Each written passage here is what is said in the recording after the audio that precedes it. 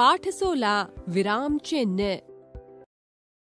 विराम का सामान्य अर्थ है रुकना, ठहरना या विश्राम लेना।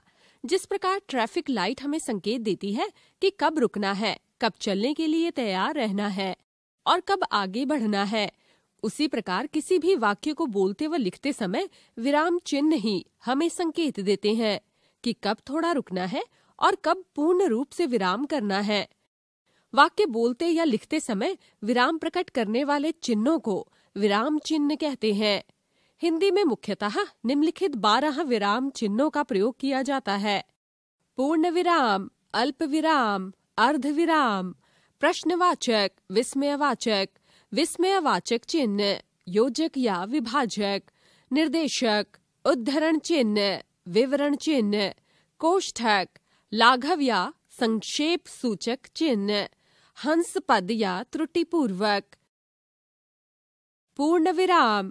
पूर्ण विराम का प्रयोग प्रश्नवाचक वाक्यों तथा विस्मयादि बोधक वाक्यों को छोड़कर शेष सभी वाक्यों की समाप्ति पर किया जाता है। जैसे राजेश खाना खा रहा है, पिताजी दफ्तर जा रहे हैं। अल्प विराम। अल्प विराम का अर्थ है थोड़ा विराम। वाक्य बोलते समय जब हम थोड़ा रुकते हैं तब अल्प विराम का प्रयोग किया जाता है।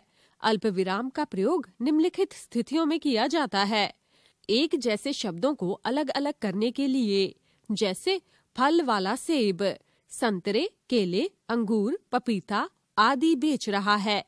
वाक्यांश को जोड़ने के लिए, जैसे नेहा ने विद्यालय से आकर वस्त्र बदले, खाना खाया और थोड़ा आराम किया।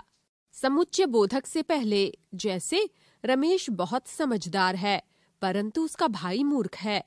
कथन को स्पष्ट करने के लिए, जैसे अध्यापिका ने बताया हिंदी हमारी राष्ट्रभाषा है।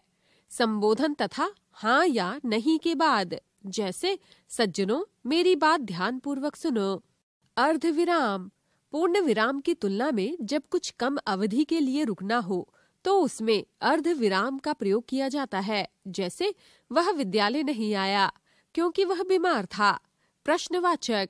जिन वाक्यों के द्वारा कोई प्रश्न किया जाता है उनके अंत में प्रश्न सूचक चिन्ह का प्रयोग किया जाता है। जैसे तुम कहाँ जा रहे हो, वह क्यों नहीं आया। विस्मयवाचक चिन्ह। मन के भाव यानी हर्ष, खुशी, शोक, भय, आश्चर्य, घृणा आदि को प्रकट करने वाले वाक्यों में विस्मयवाचक चिन्ह का प्रयोग किया जाता है। जैसे छी, यहाँ कितनी गंदगी है, अरे तुमने यह क्या किया। योजक या विभाजक। दो या अधिक शब्दों को जोड़ने के लिए इसका प्रयोग किया जाता है। जैसे माता पिता, लड़का लड़की, थोड़ा सा दूध। निर्देशक। निर्देशक चिन्ह को रेखिका भी कहते हैं। इसका प्रयोग निम्नलिखित स्थितियों में किया जाता है: किसी व्यक्ति के कथन को उद्धरण करने के लिए, जैसे गांधी जी कहा करते थे सत्य ईश्वर का रूप है। संवादों या वार्तालापों में, जैसे ग्राहक इस पुस्तक का क्या मूल्य है, दुकानदार यह 50 रुपए का है। किसी पद या वाक्यांश की व्याख्या करने के लिए, जैसे विद्यार्थी में 2 गुण अवश्य होने चाहिए: आज्ञाकारिता, परिश्रमशीलता। उद्धरण चिन्ह। उद्धरण चिन्ह 2 प्रकार के होते हैं: इकहरा उद्धरण चिन्ह, दोहरा उद्धरण चिन्ह। इकहरा उद्धरण चिन्ह।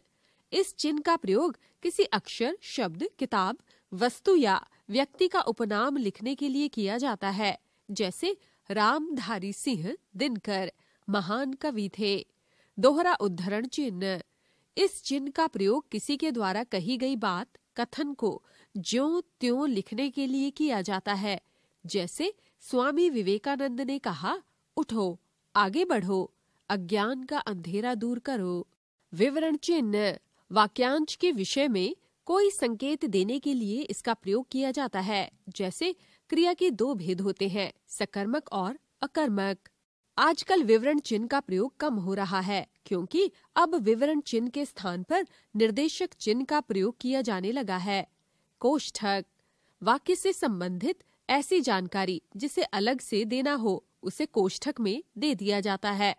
कोष्ठक का प्रयोग निम्नलिखित स्थानों पर किया जाता है: एकांकी अथवा नाटक में रंगमंचीय संकेतों को स्पष्ट करने के लिए, जैसे सैनिक प्रणाम करते हुए महाराज की जय हो। किसी पद का अर्थ स्पष्ट करने के लिए, जैसे सावित्री ने सत्यवान अपने पति के प्राणों की रक्षा की। लाघव या संक्षेप सूचक चिन्ह। इस चिन्ह का प्रयोग शब्दों को संक्षिप्त रूप में दिखाने के लिए किया जाता है, जैसे डॉक्टर डॉ, प्रश्न प्र, टेलीविजन टीवी, उत्तर उ। हंस पद या त्रुटिपूर्वक।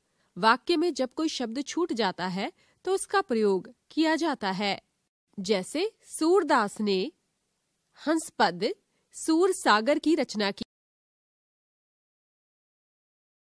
हमने सीखा, वाक्य बोलते या लिखते समय विराम प्रकट करने वाले चिन्हों को विराम चिन्ह कहते हैं।